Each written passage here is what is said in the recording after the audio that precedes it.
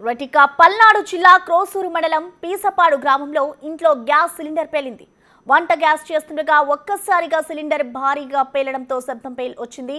దీంతో అక్కడున్న నలుగురికి తీవ్ర గాయాలయ్యాయి. వారిని సత్తెనపల్లి ఆసుపత్రికి తరలించారు. సిలిండర్ పేలుడు తీవ్రతకు ఇల్లు పూర్తిగా ధ్వంసమైంది.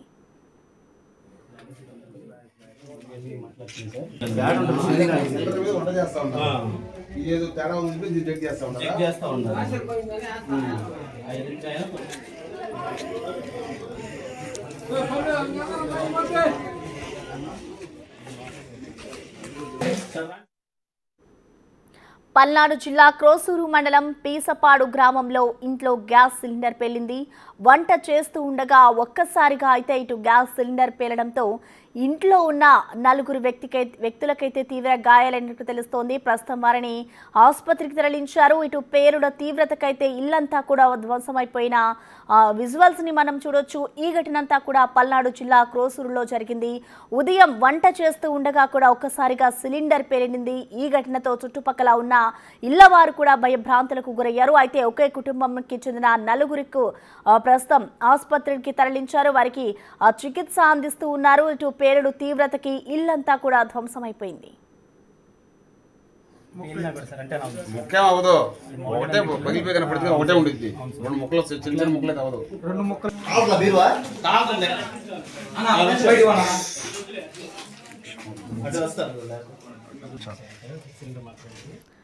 గ్యాస్ సిలిండర్ పేలుడు ఘటనకు సంబంధించిన కంప్లీట్ డీటెయిల్స్ ని మా ప్రతినిధి శివ అందిస్తారు. శివ, చెప్పండి, అసలు ఈ పేలుడు ధాటికి సంబంధించిన కారణాలు ఏ విధంగా ఉన్నాయి? అంటే మరొక వైపు ఇందులో గాయపడిన వారి పరిస్థితి ఎలా ఉంది శివ? మొత్తం మీద చూసుకుంటే పల్నాడు జిల్లాకు సంబంధించి పీసపాడు నియోజకవర్గం క్రోసూరు పరిధిలో స్థానికంగా గ్యాస్ సిలిండర్ పేలిన పరిస్థితి కనిపిస్తా ఉంది. గ్యాస్ సిలిండర్ పేలటంతో పాటుగా అక్కడ నలుగురు తీవ్ర స్థాయిలో గాయపడిన పరిస్థితి కనిపిస్తా ఉంది. ఒకే కుటుంబానికి సంబంధించిన వ్యక్తులు గాయపడ్డ పరిస్థితి కనిపిస్తా ఉంది. అయితే క్రోసూరు మండలం పినిపేడు గ్రామంలో ఇంట్లో ఒక్కసారిగా ఈ రోజు దీపావళి పండుగ నేపథ్యంలో కూడా వంటలు అలాగే తదితర సామాగ్రి తయారు చేస్తున్న నేపథ్యంలో ఒక్కసారిగా గ్యాస్ సిలిండర్ లీక్ అయినట్టు తెలుస్తోంది. తీసేసిన తర్వాత వెంటనే అప్రమవుతున్న నేపథ్యంలోనే సిలిండర్ పేలినట్టు తెలుస్తా ఉంది. పేలటంతో వెంటనే అక్కడ ఇంట్లో ఉన్న నలుగురికి తీవ్ర గాయాలైన వెంటనే ఈ నలుగురిని కూడా స్థానికంగా కూడా హాస్పిటల్ అందుబాటులో రావడంలో సత్తెనపల్లి ప్రభుత్వ వైద్యశాలకు తరలించారు.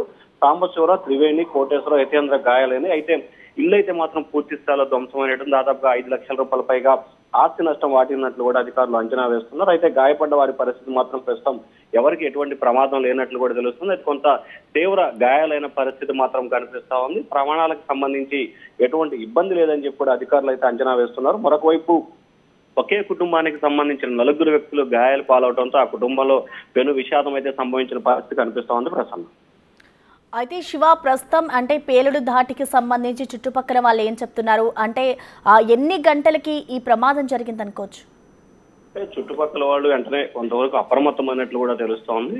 లేకపోతే కనుక అప్రమత్తం కాకపోతే పక్కనే ఉన్న నివాసాలకి ఇళ్లకు కూడా ఈ తాకిడి తగిలే పరిస్థితి కనిపించింది. అయితే ఒక్కసారిగా గ్యాస్ సిలిండర్ పేలటంతో పక్కనే ఉన్న నివాసాలకు సంబంధించి కూడా కొంత అంటే ఒక భూకంపం వచ్చిన మాదిరిగా షేక్ అయినట్టు తెలుస్తోంది. పక్కనున్న గోడలకు సంబంధించి కూడా అంటే వీటి నలుదిక్కులా ఉన్న గోడలకు సంబంధించి కూడా గోడలు కొంత వెచ్చు ఓటం నెర్రవిచ్చిన పరిస్థితి కనిపిస్తోంది. మరొక వైపు ఈ ఘటనకు సంబంధించి వెంటనే రంగంలో దిగిన ఫైర్ శాఖ అధికారులు, పోలీసులు, రెవెన్యూ అధికారులు అప్రమత్తమై ఏదైతే కట్టడి చేసే ప్రయత్నాలు అయితే చేసినట్టు తెలుస్తోంది. కట్టడి చేయడంలోనే కొంత ప్రమాదం తప్పినట్టు తెలుస్తోంది. ఈ ఇల్లు ఒక్కటి మాత్రమే పూర్తి స్థాయిలో నేలమట్టమైన పరిస్థితి కనిపిస్తా ఉంది. అయితే గాయాలైన నలుగురు సత్తెనపల్లి హాస్పిటల్లో చికిత్స పొందుతున్నారు. మరొక వైపు ఎందుకు ఈ రకంగా జరిగింది, అసలు ఈ గ్యాస్ సంబంధించి ఏ కంపెనీ గ్యాస్ సిలిండర్ వాడారు, గ్యాస్ సిలిండర్ కి సంబంధించి గ్యాస్ సిలిండర్ ప్రాబ్లం లేకపోతే రెగ్యులేటర్ ప్రాబ్లం లేకపోతే గ్యాస్ ని వినియోగించుకోవడంలో ఏమైనా ప్రాబ్లం ఉందా అనే దానికి సంబంధించి కూడా ఫైర్ శాఖ అధికారులు విచారణ చేస్తున్నట్టు తెలుస్తా ఉంది. Prasanna, thank you Shiva.